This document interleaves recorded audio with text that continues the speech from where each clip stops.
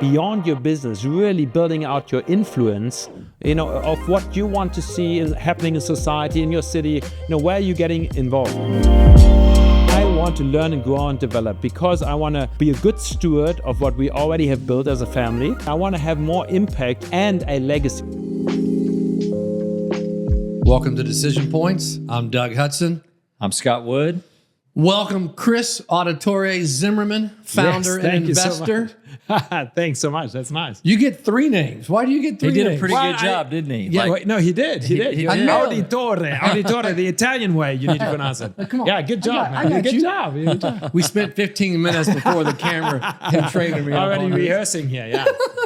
Well, here's the backstory of that. So I'm from Germany originally, which Zimmerman is a German last name. It actually means carpenter. Oh. So it's not somewhere back. It's not in the royalty. Day. It's not royalty. It's a carpenter. Yeah. Where I come from. Carpenter's a pretty good trade. Well, there's a very famous carpenter from Israel that we go all the way back to that. Yes. So anyhow, and then I live in Spain. So in Spain, it's very common to use the two last names. You kind of keep that in the family. So basically, when we moved, I decided to put Auditore, which is from my mother's side, is the family name. So and it roots back to Italy. So I thought it's a lot better. So do you know what auditore means? Yes. Well, the scribes. Scribes. The scribes or the ones recording. Yes. So right before we started this, I was commenting on your very chic look with the jeans. And then I asked you to describe Scott's and my look. And how did you start that? You guys look like 30 years ago in Europe. That's what we look like. Appreciate that. So your fashion is like 30 years ago. That's all right. We're a little slow. Just to start off with a nice compliment. 1990, I think. Yeah, 1990s, you guys were right on track. You guys were right on track. You have... Well, actually, I have a funny story. I was in San Antonio, Texas, a couple of months ago on some business.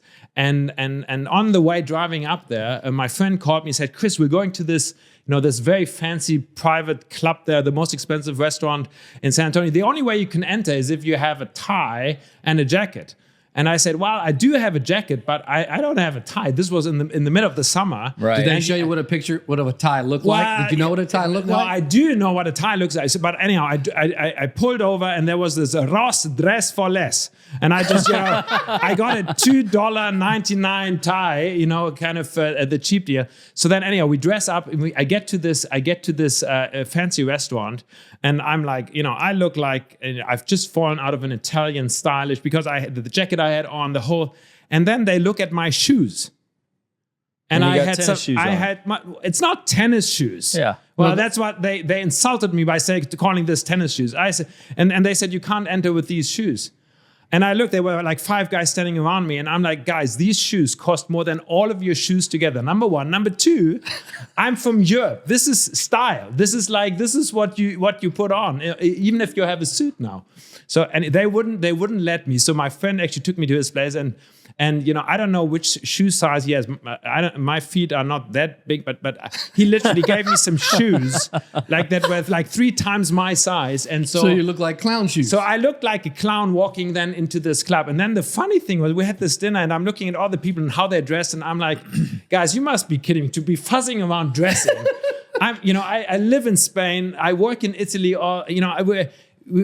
I'm in fashion places all the time, and you guys tell me how to dress up. This drives me crazy. So anyhow, this is that's a great story. So let's clarify. This is very important, Cris. Yeah. What do you refer to those things on your feet? Well, no, these are my shoes, my dress shoes. This is actually. Do you use the term sneakers? So let me tell you the story of these shoes. There's a guy who runs a family business from Liechtenstein. It's a little country in between Switzerland, and he actually takes the measurements of your feet. Like on a 3D scan. Yeah. Mm-hmm. So I actually went and scanned my feet at his place in Zurich. So he's got a branch in Zurich. And he took the scan.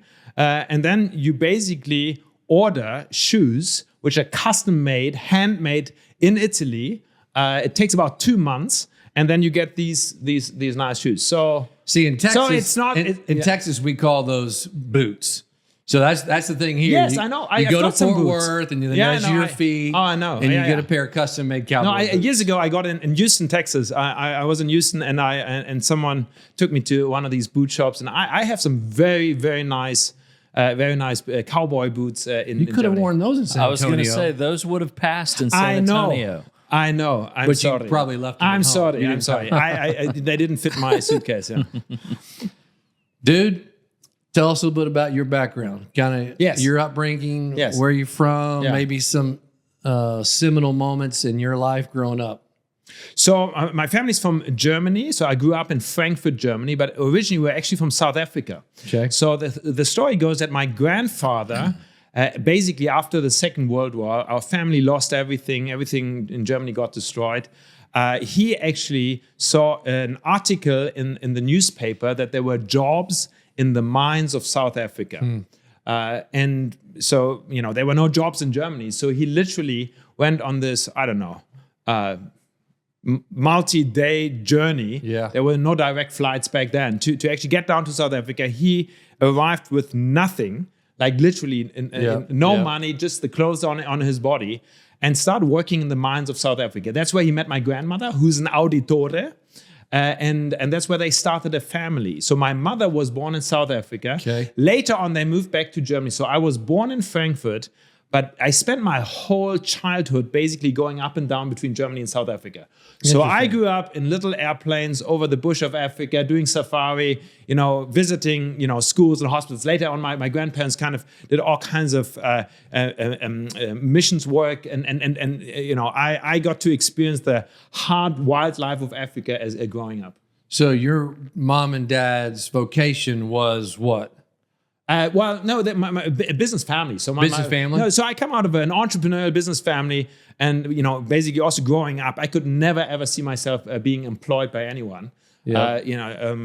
Because I always saw my dad. He took me along on business trips, and actually, I love to do that actually with my boys as well. So I've got 3 boys at home, 3 teenagers. We call them the German Mafia. Lives in my house. We gave them some mafia names: Carlos, Alfonso, and Cedric. And now they're living up to their names. But I grew up going with my dad to business meetings all over the world. Okay.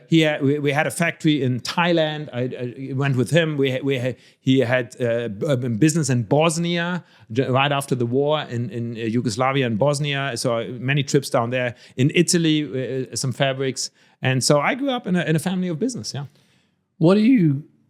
What are memories, Cris, you have of doing those business trips with your dad? What were takeaway? Are you learning things? What are you picking up from your dad? So by training, I'm a lawyer. I'm a German lawyer by training. So I studied law at Frankfurt University. I've never worked a day as a lawyer because I've always been an entrepreneur setting up companies, and I'll tell you the story about that. But so I've never actually had official training in business.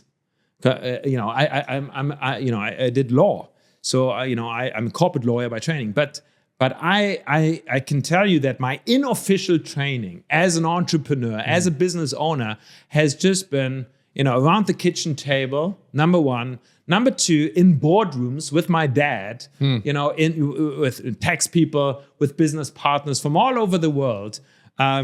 Taking trips, going to restaurants, and just having these elephant ears and just listening in. So a lot of informal education, which, kind of the street smart. Right. With those elephant ears, what do you remember? What are you picking up in those boardrooms? Well, negotiation, number one. A lot of it is, negotiation, how to really get down to business and, close a deal, how to negotiate. A lot of cultural sensitivity, I would suppose, as well, because, it was a lot of international business that my dad was involved in. So, the different cultures, behave differently, and also in the boardrooms and in the discussion. So, I remember, for example, when we went to Asia, to Thailand, as a teenager, there was this trip, and just the whole formality, going back to our clothing. Yeah. There are ways on how to dress when you go into a boardroom in Thailand. Yeah. And there's, probably I would fail again.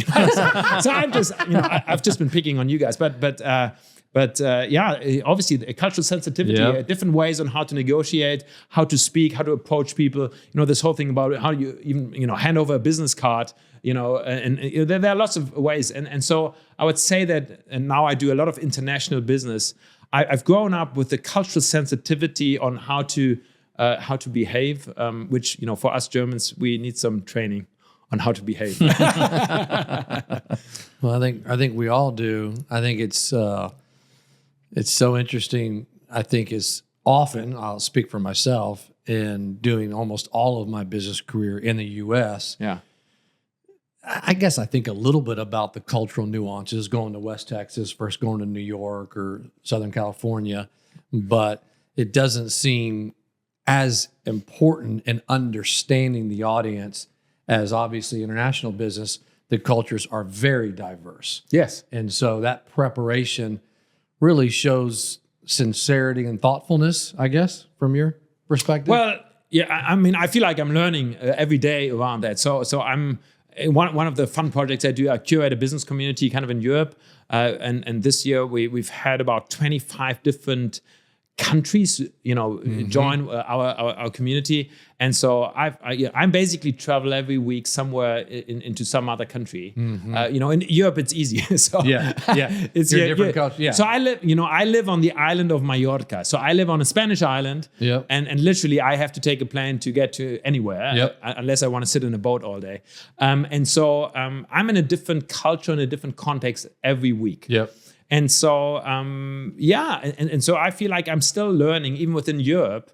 It's such a small territory, but still, I mean, obviously we have all these different languages. Correct. But not just different languages, actually also different cultures. Years ago, I studied Italian, so I actually speak Italian.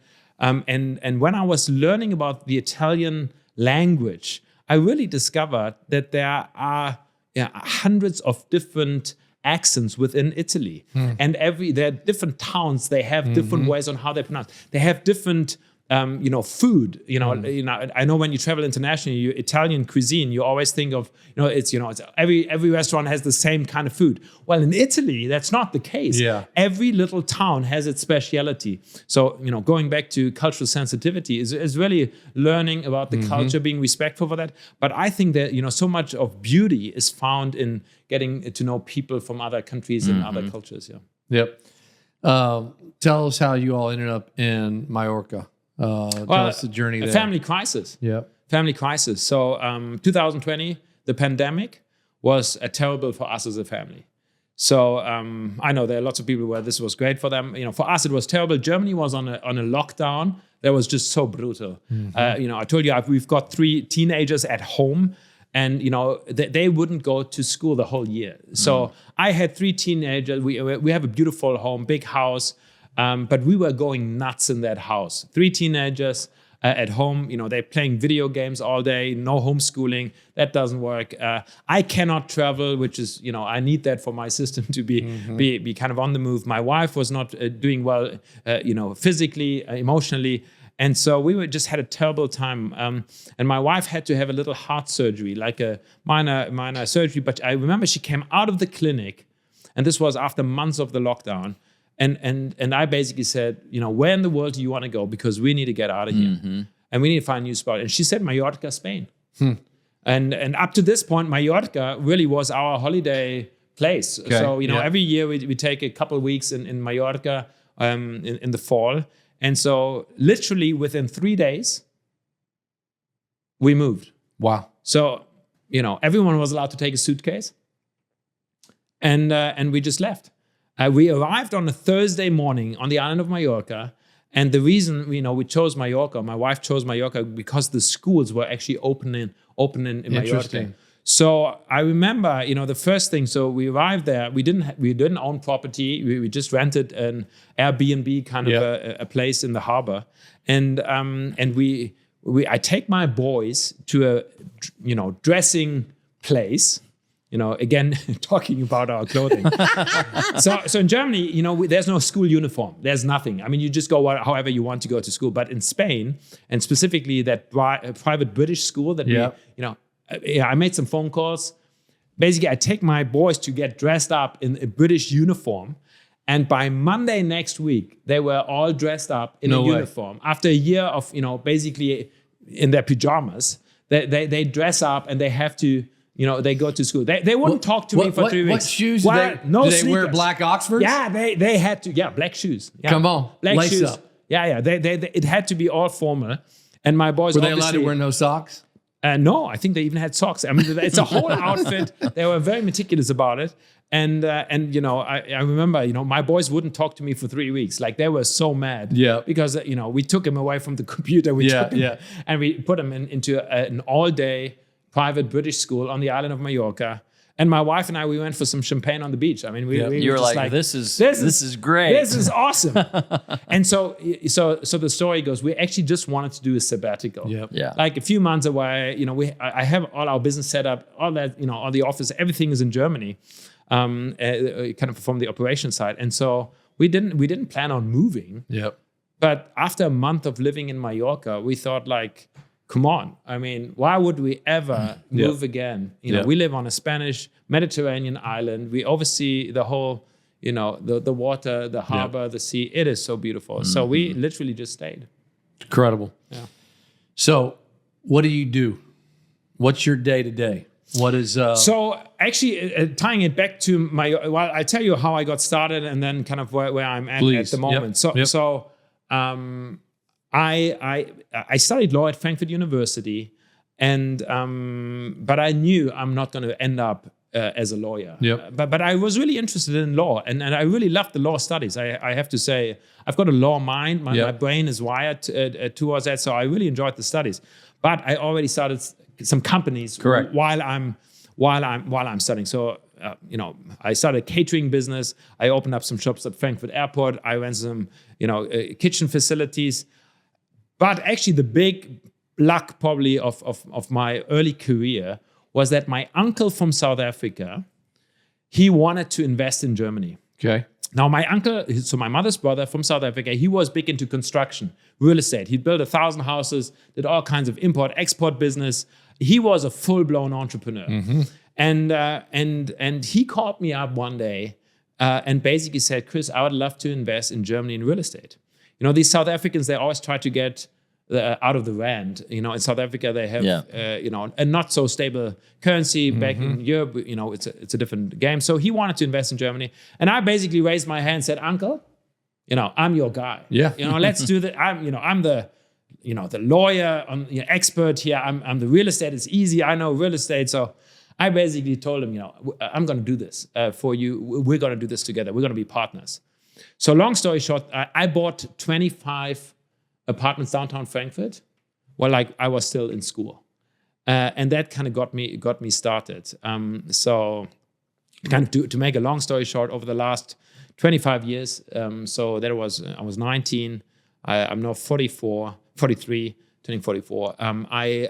For 25 years, I've just bought hundreds of apartment complexes, commercial spaces, hotels, predominantly in the Rhine-Main area. So everything around Frankfurt, Mainz, Darmstadt, Wiesbaden, Offenbach.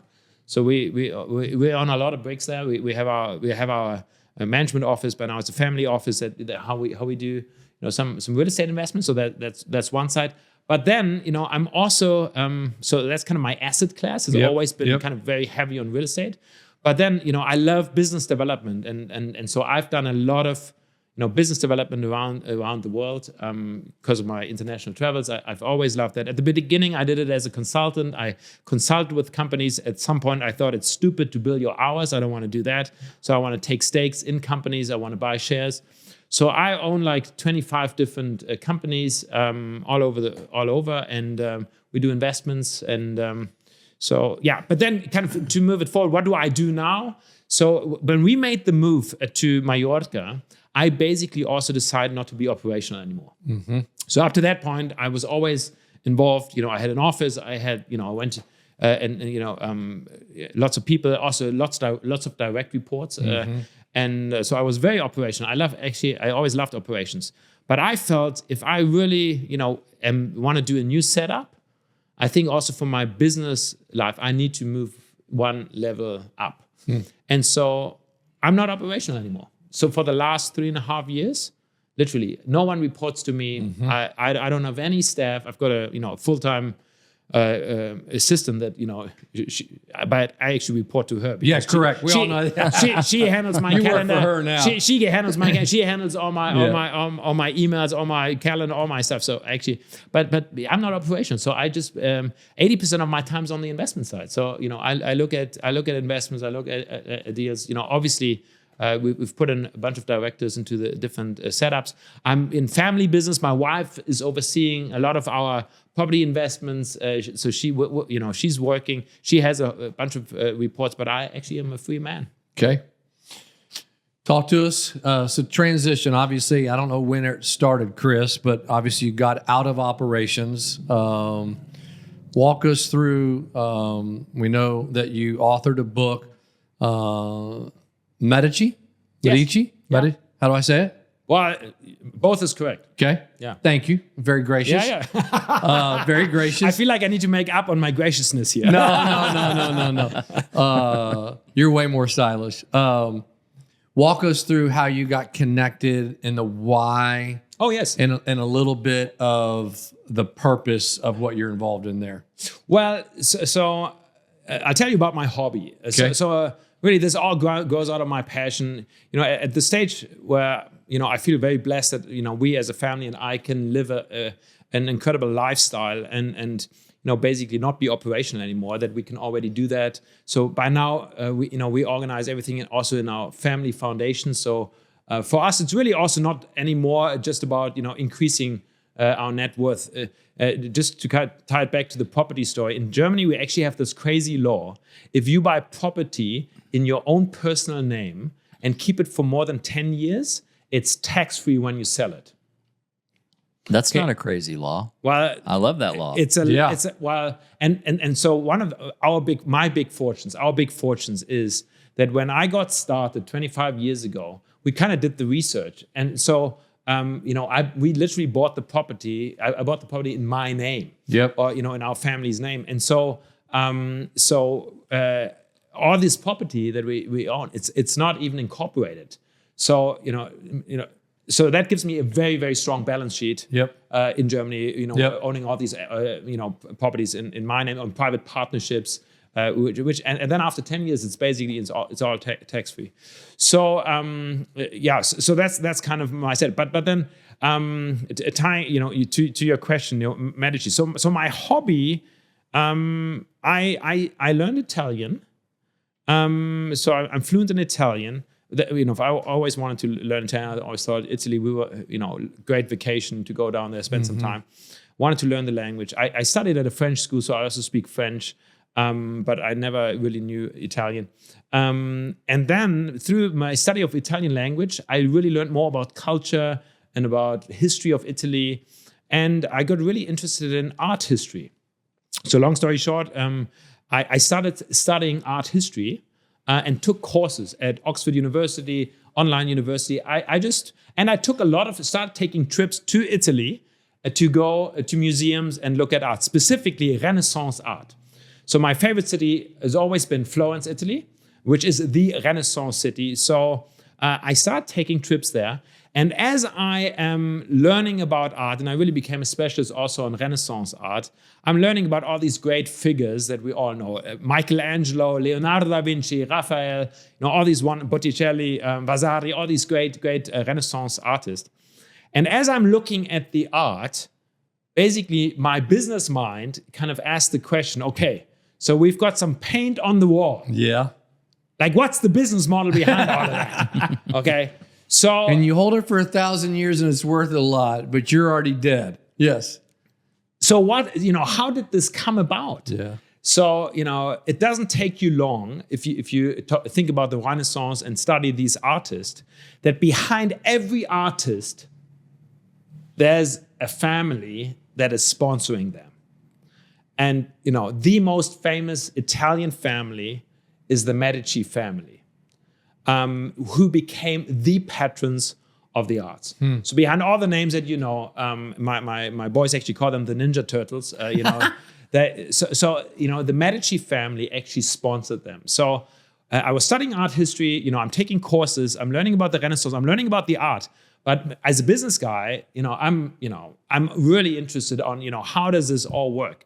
So I started reading on the Medici family. Now, if you're not familiar with the Medici family, they're basically Italy's most famous family. It's like the Rockefeller family. For 300 years, the Medici family ruled Florence, Tuscany, and basically called all the big shots in Italy. They intermarried with the House of Spain, they intermarried with the House of France, so they even moved into royalty. But for 300 years, they were the most prominent and wealthiest family. So Cosimo de Medici was probably the richest guy in the 15th century. So anyhow, I started studying around that, and I read about 70 books on the Medici family as my hobby.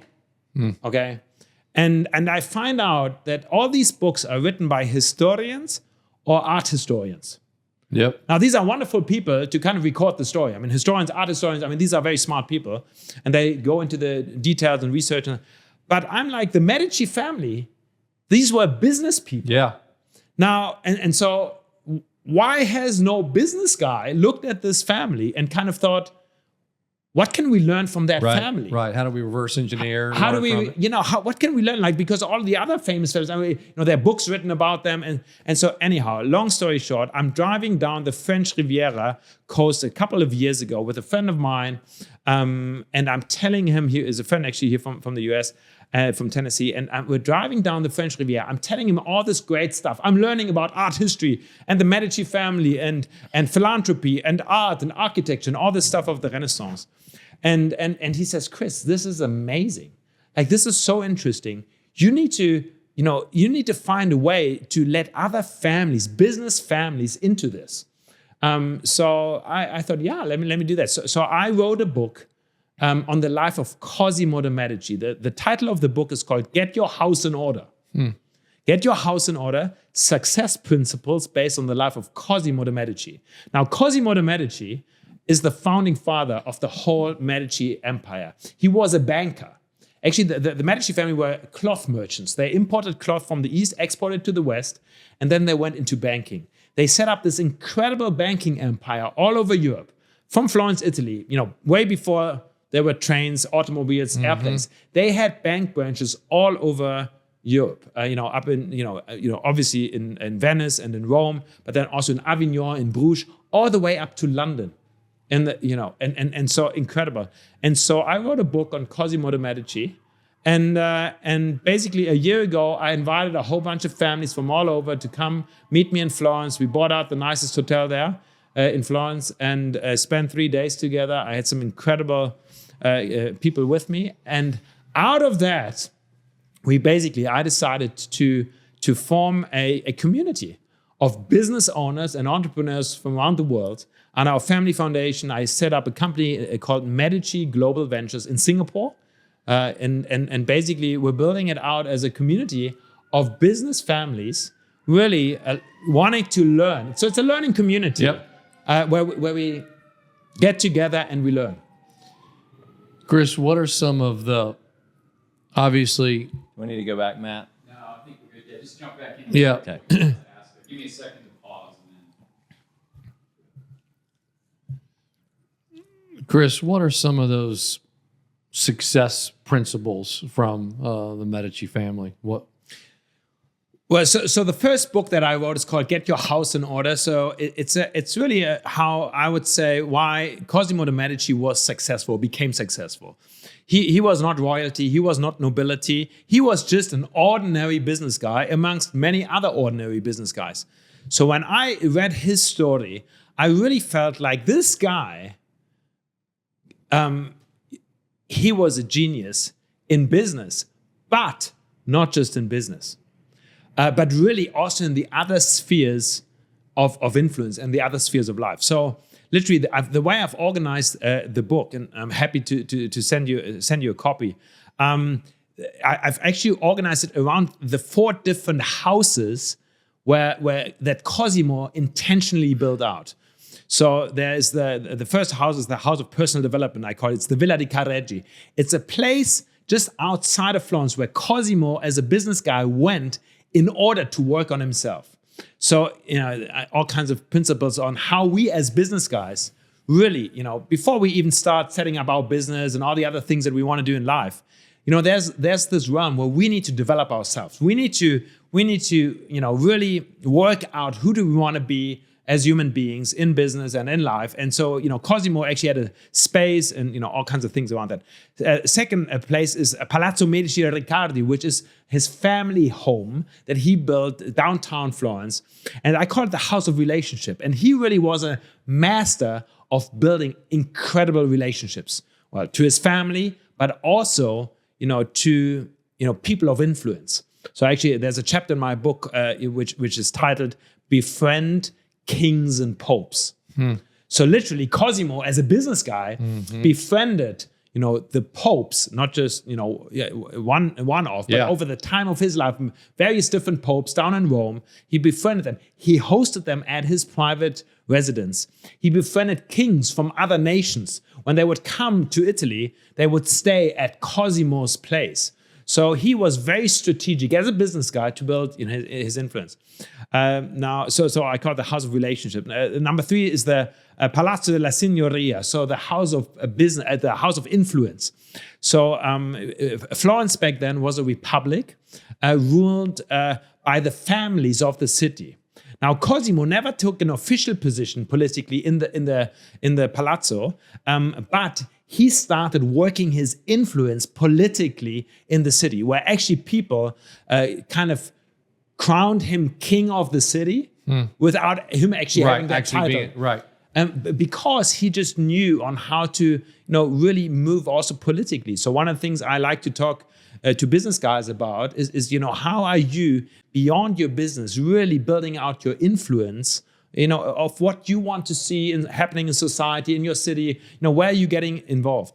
And then the 4th house, obviously, is the house of business, is the bank that they did. So a bunch of principles on how and why they were successful and became so incredibly wealthy as a family.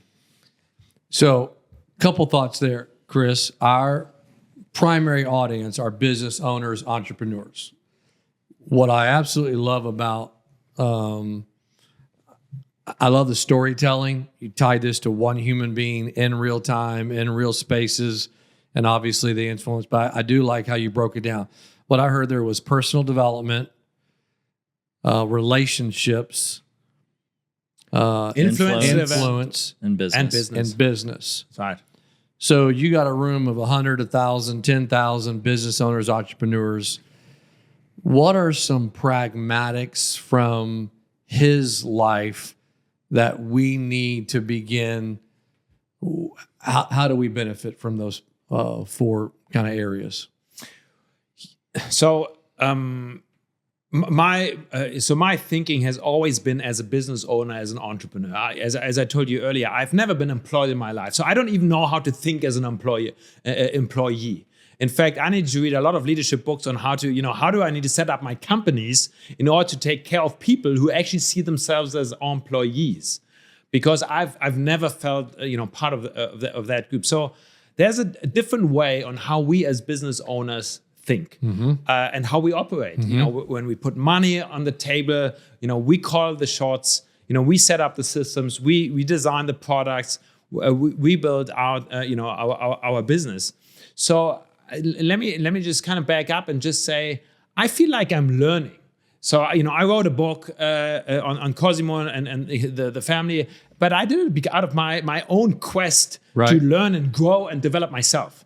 So I oversee a whole bunch of companies. I've got hundreds of people employed, but I want to learn and continually learn, and that's one reason why I very gladly accepted your invitation to come to a podcast, because whoever listens to a podcast wants to learn and develop. Otherwise you wouldn't be listening to. Why else would you listen to a podcast? So that's why I feel like I'm in the same camp as your audience, and so I don't want to portray I'm the expert. I want to learn and grow and develop, because I want to be a good steward of what we already have built as a family, but I want to increase it. I want to scale it up, and I want to have more impact and a legacy. So actually, our website is called MediciLegacy.com. Which because really the question of legacy is how I'm thinking about that. Well, who else but the Medici family can you study within European history to really think through legacy? I think they are incredible.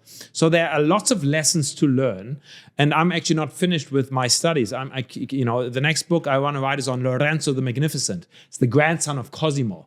So I'm still learning. So I just wanted to make sure that absolutely we all are. Because in a sense I'm an expert on the Medici family by now, and I lecture on that, and I speak at family office gatherings. I speak at business conferences all over. But I feel like I'm still learning. So practical principles. Which area do you want? Business development, personal development? Let me ask a question. Yes. So for you personally, yes, on the personal development piece, yes, what is some of the practical or disciplines that you've built into your own life for personal development? Okay, great. Because clearly you've spent a lot of time in that space. Yes. So let me tell you one of the most interesting findings that I found in the life of Cosimo. So Cosimo de Medici, Cosimo il Vecchio, so Cosimo the Elder. In the line of the Medici family, there were more Cosimos later on. But the founding father is called Cosimo il Vecchio, Cosimo the Elder. He grew up in a household with 3 books.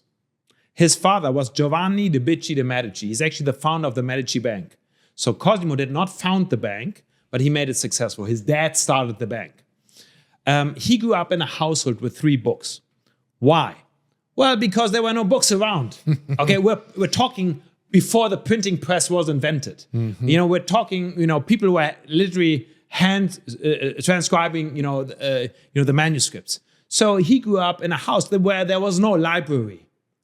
Now, here is one of the most fascinating things that I found about this guy.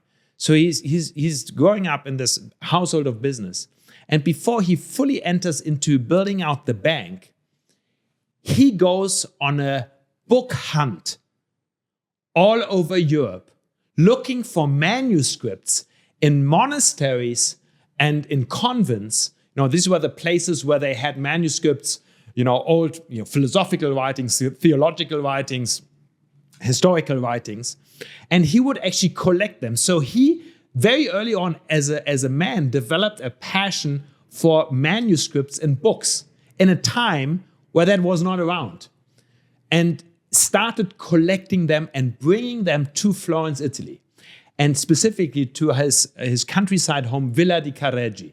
So actually, one of the rooms that I describe in the book is the library that he started building. Now, let me fast forward. By the end of his life, he has built one of the most prominent libraries in Europe by being a hunter of books. In fact, he didn't just scout himself for books, but he hired people to go all over Europe as a business guy to go and find manuscripts of Aristotle and of Plato and all these books that for probably 1,000 years hadn't been read. Cosimo lived just after the Middle Ages. So if you know anything about the Middle Ages in Europe, we call it kind of the Dark Ages, which is, historically not, very accurate, but, this is how lots of historians term it. Basically, for 1,000 years, there was not reading much of literature. There was not reading much of, because there was nothing much around. It was only the monks who kind of specialized on that. Cosimo, as a business guy, started collecting books. In fact, at one point, he actually employed on his personal payroll 45 people to actually copy book manuscripts for his library. He paid for them. So he hired people to transcribe books. He built a library. And if you now visit Florence, up to this day, there is the Laurentian Library, where the ground stock was formed by Cosimo that he built. So he died with thousands of books that he had collected. So one of my principles in the book that I describe is hunt for books. Hunt for books. So I ask business guys, now all the time, what are you reading? What are you learning? What's your field of study? Where are you growing and developing? So, it is one of my principles. What are you reading? So, that's why I got so excited when I read about Cosimo, his passion, because when I was a young man, I basically gave myself an unlimited book budget, which was my first unlimited budget, which as a student was a big budget, I basically said, whenever I want to get a book, I'm not going to look at the cost. I'm just going to buy it. You know, I did that as a teenager. And so I've basically put myself on my own book reading plan. So for over 20 years, I've always had as a goal to read 52 books a year. So basically 1 book per week, which sounds like a lot, but actually it's not. If you get into the habit of reading, you know, half an hour a day, an hour a day, I do it mostly at night. I've kind of adopted this principle to fall asleep over a book. So, you know, my wife always laughs at me because I'm like, you know, once I kind of do this twice, like, you know, she's like, you're done. Then I turn off the lights and then I sleep. So I read during the day. But I also, by now, audiobooks are so great. You know, why I exercise or on planes. You know, the dead hours on planes or whatever. You can. So, you know, I've been killing books what book are you reading this week? Well, I'm reading 15 books. You know, normally at the same time. So you know, depending on, you know, what I'm in the mood at, what I'm actually. I bought the new book. So I read it this morning by Seth Godin. This is Strategy. It's a new book that just came out. I picked it up at Barnes & Noble, which, by the way, is my favorite place in America. So next to when I come here to Texas, I always go and find a nice steakhouse. My first stop, my second stop is Barnes & Noble. So I hang out. I went to Barnes & Noble yesterday, and I got this. I saw it advertised. This is Strategy, and I started reading. And I already, you know, underlined stuff, and you know, I'm learning. It's great that to a great European, our greatest gift is Barnes & Noble at this point, and a steakhouse. Yeah. Let's go to the 4th principle, business. So let's go back. So so books is one of your disciplines around personal development. Yes. Are there other things? Around personal development? Yeah. Yeah, I mean, I can, from Cosimo's life. So one of the things, you know, that I took away from learning from him is that I found some quotes where literally he said that he's going to the Villa di Careggi, which was his countryside home, in order to work on himself. Yeah. So he had, as a business guy, a physical location that he would go to in order to work on himself. So one of the questions I like to ask business guys is, where is your place that you go to work on you? Because, you know, I've seen that in my own life. You know, sometimes, you know, we try to do everything kind of all the time, you know, work-life balance, whatever you call that. You know, we try to relax and work at the same time in the same. And actually, one of the things I took away from Cosimo is that he on a regular basis kind of went out of the busy city of Florence. That's where he had his business. And he went to a physical location, and that was his kind of safe space in order. So that's where, you know, another principle was water your own garden. So, you know, I could talk on that, but basically, Cosimo employed lots of people, but at the Villa di Careggi, he had his own garden. And he would take great pride in the mornings to get up early and kind of work on his garden, water the plants, you know, tend to the olive trees, and develop a garden. And so, you know, water your garden. You know, it's a, you know, I'm not a gardener, so I always feel a little bit strange when I talk about that. But you know, it's also this kind of getting into nature. There's something about, you know, us as, you know, city people, if we get out and spend time in nature, that really does something to our heart, soul, and mind. And I think some of our best business decisions actually don't come while we're in business, but actually when we're off. And so, why do you think that is? Well, because our mind, you know, can expand. Can expand. Yeah. You know, you're not looking at Excel sheets. You're not looking at, you know, your balance sheet. You're not looking. You know, you're not in conversation with your colleague. But you're actually somewhere else. You know, so actually to go find physical location. So one of the things, you know, because I told you guys I like art history. You know, for years I've been going on business trips all over the world, and normally I found that my business trips are quite boring. You know, I show up for a conference, I go to a hotel and stay there, and then I go to offices, and you know, it's not very colorful. So I've kind of started this habit of going to museums. You know, most cities have a museum.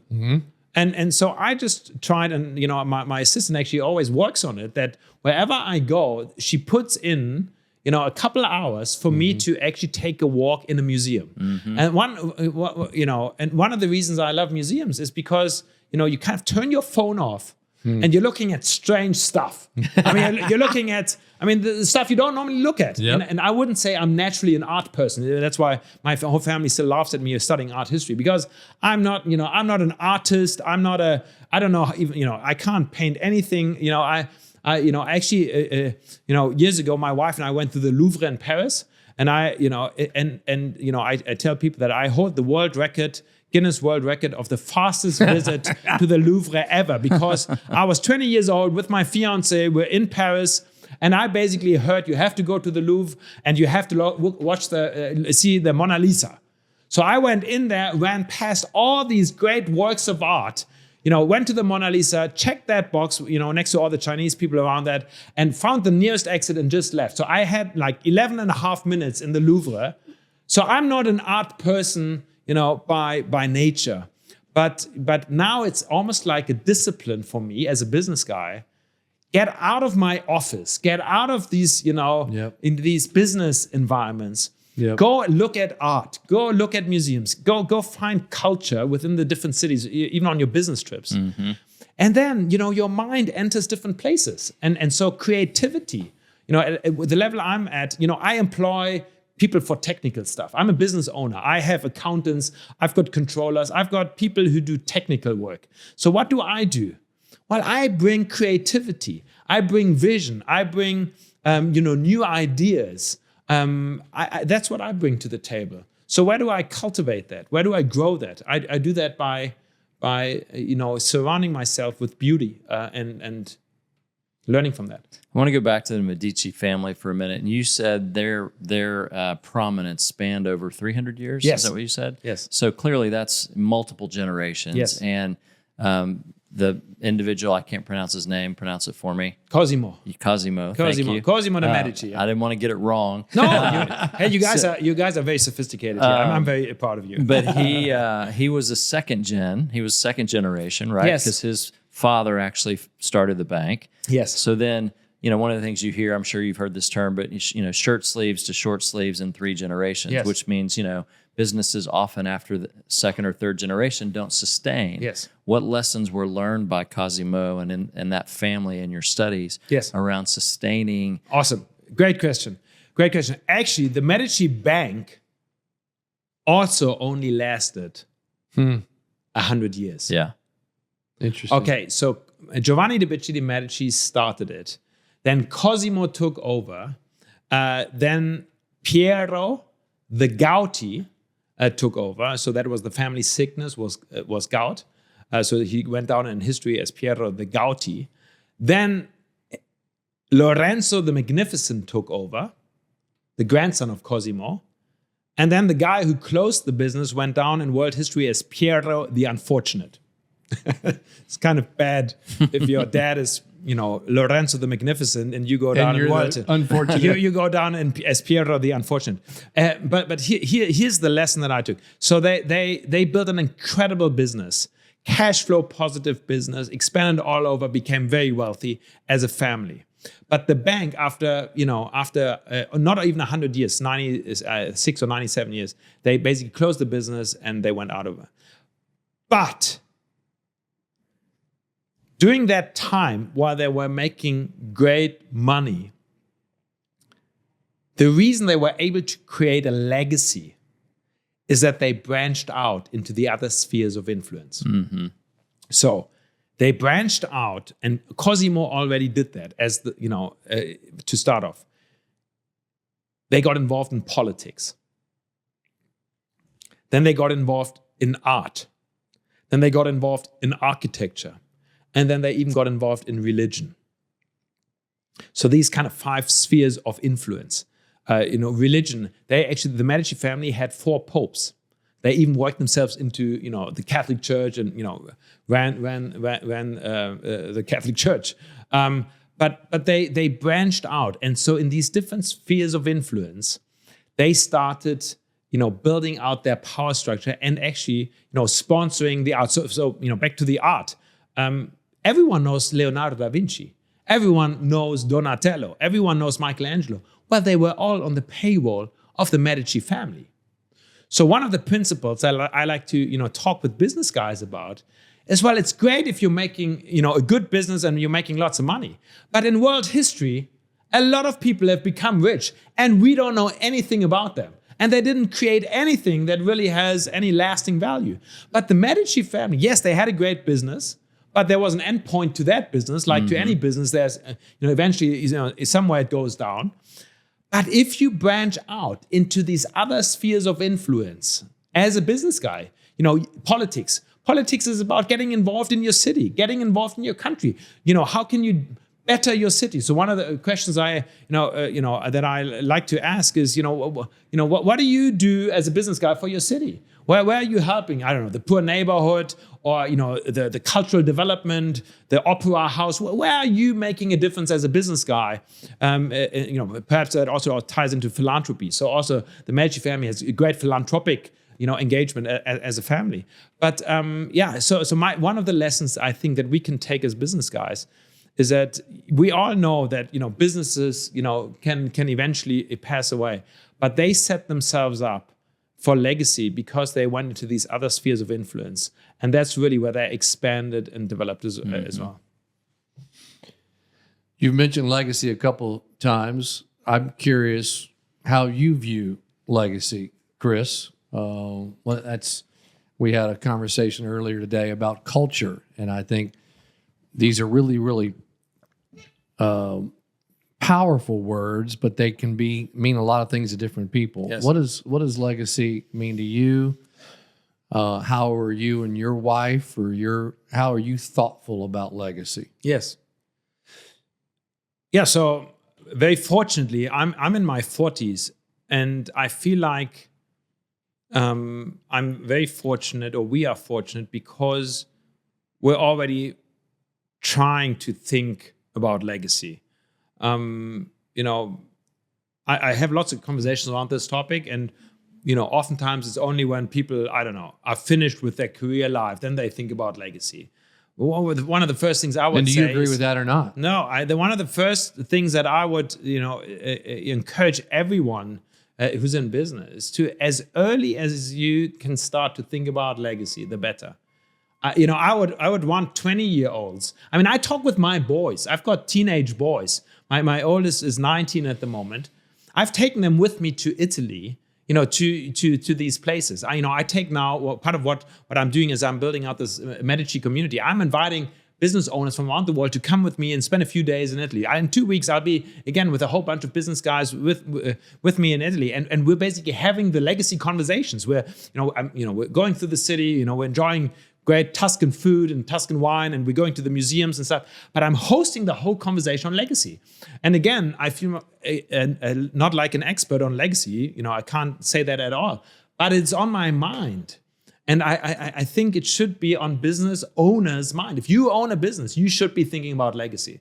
And the earlier you can do it, the better. So that would be my first answer. The second is, it's really a family conversation.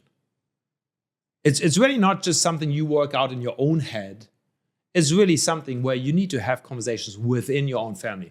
Now, I'm creating a whole community where we're having peer-to-peer conversations, business owner to business owner conversations, and I would love to have you guys come over and join us. I'm doing a Medici conference in Mallorca in the springtime. We're doing a larger gathering in the fall and next year. So love for you guys to come and check that out.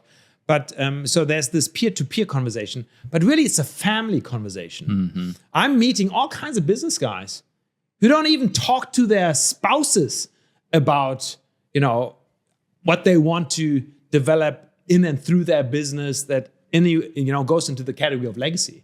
And I think that's terrible. I think we need to we need to have these conversations, and actually we need to be on board with our spouses. There should be a team effort. Family business is how this world has been created. For thousands of years, every business was family business. It's only been in the last few generations that we've kind of detached families on this side and then business on the other side. But for thousands of years, you were in business as a family. You were trying to survive, through every, and so it was always a family thing, which doesn't mean you need to do the same work, husband and wife, but still you're pulling in the same direction. You're trying to set up the family and, your house and your land and whatever you're kind of working on. If I define legacy from your perspective, what's define legacy? So legacy, I would say something that's not from me, but someone just mentioned a couple of weeks ago. So I just did a Medici gathering in Florence where I had business owners flying from all over the world, and we had some incredible families. I had the Ferragamo family there, the clothing family. I had the Princess of Liechtenstein there. I had the former Prime Minister of Slovakia there. So we, incredible people there. Some Americans came over as well. And there was a guy, John, and he said that inheritance is what you leave to people. Legacy is what you leave in people. So I'm thinking about that at the moment. Legacy transcends material wealth. Legacy is kind of the immaterial, the values, the vision, the passion, the knowledge that you pass on to the next generation. Do you have to be wealthy to have a legacy? So going back to the Medici family, I think everything that they were able to accomplish as a family was because they had a strong business and they had money in their bank account. But they didn't just waste it. They invested it intentionally and purposefully. In fact, if you go to Florence now, you go to the Uffizi galleries next to the Vatican museums in Italy. These are the most prominent museums downtown Florence, the Uffizi galleries. Uffizi actually in Italian means offices. So what is now a museum actually used to be the offices of the Medici family. And now all the artwork that you find in the Uffizi galleries is the donation of the Medici family. So this is actually what we look at. So when we go to, we look at the art that they collected. So they were great collectors. So they invested purposefully as business guys. Back to your question, do you have to be wealthy? I would say, we should all strive to accumulate wealth. And that's not a bad thing. That's a good thing. And the question is then, how do we use that? What do we do with it? What do we do with the money? How do we invest it? And so I'm all for, and I even help business guys. We do investments. 80% of my time is on the investment side, and I'm doing that to increase and develop and build that out. So I think about this very, very positively, but I'm not the guy to just be making money, just to have more net worth. I mean, for me, that's a pretty boring game. I mean, I have to be honest. Perhaps at the beginning of your career, you just want to get more numbers. But at some point, you think a little bit more deeply about wealth, and then you're like, well, what do I do with that? And and so for our whole motto with the Medici community is creating a beautiful life for business owners and creating beautiful businesses. So I think we should all be creating beautiful businesses that make money and that create great products and great services.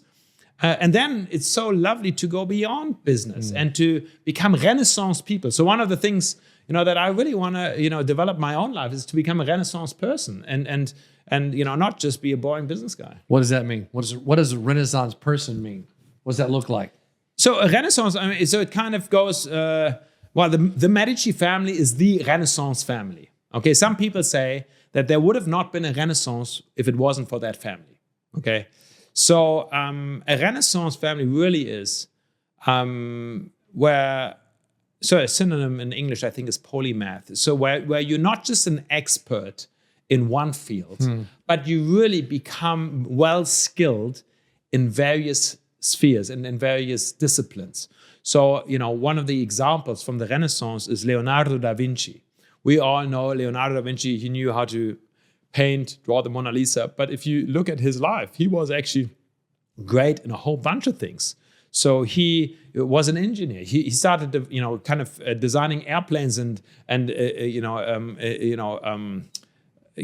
different how do you call these machines and kind of studied that. Then also biology. He became incredibly interested in biology. He dissected the human body and found muscles that we didn't even know existed, and then sculptures, and so he developed himself as a person, not just in one discipline. And so, one of the great joys that I think we as human beings have is we don't have to be idiots just in one field. And actually, the most boring people in the world are people who are just skilled in one, in one field. It's really so nice to learn and grow and develop and find other disciplines. And this can also not just be professionally, but also recreationally. Like, what's your sports? Where do you excel in? What kind of hobbies do you develop? What do you collect? So, I'm surrounded with a lot of people who collect incredible, art pieces. In fact, here in Dallas, I went to a lady's house, and she has built her whole house like a museum and is collecting this incredible art. And part of her legacy will be art collections. So, to become a Renaissance person is really is to be multidisciplined, and probably also involves getting outside of your box. And I would literally say getting on airplanes and traveling, getting to know the world. Yep. That's why I love to invite people to come over. I go on a regular basis down to Italy, and I invite business guys to come with me. And so traveling, exposing your mind to other ideas, also other ways of doing business. I mean, I've learned so much from other business guys on how they set themselves up. So I think that's part of the game. It goes back to that principle we spend a fair amount of time on, which I love, is that personal development. A Renaissance person is going to become kind of one-dimensional. But if you go work on yourself, there are a lot of other parts of our mind, our soul, that want to develop, but you got to give it time and space to go do that. So, Cris, beyond grateful. Thank you for making the energy and Thank you effort so much to be here. I know if we do a contest, who came the farthest? You came win. the farthest. You win. And I want to invite you guys to return the favor. Of course. You guys need to jump over and Dallas or Mallorca. Yeah, I think Italy. It's a cool island, man. I live on a. So are you cool a cyclist? Island. What's that? Are you a cyclist? Well, there's a lot of cycling on there. Yeah. Actually, That's why I asked. I play a lot of golf. Actually, to be honest, on the weekend. So Mallorca, though it's an island, but it has 28 golf courses on the island. So you literally you can play we'll play golf. You can play a different golf course every day of the month. There you go. That's one thing. And then all the water stuff. We go out on boats and we love to do that. So there's a lot of fun stuff. So what I heard there is he invited us for a month.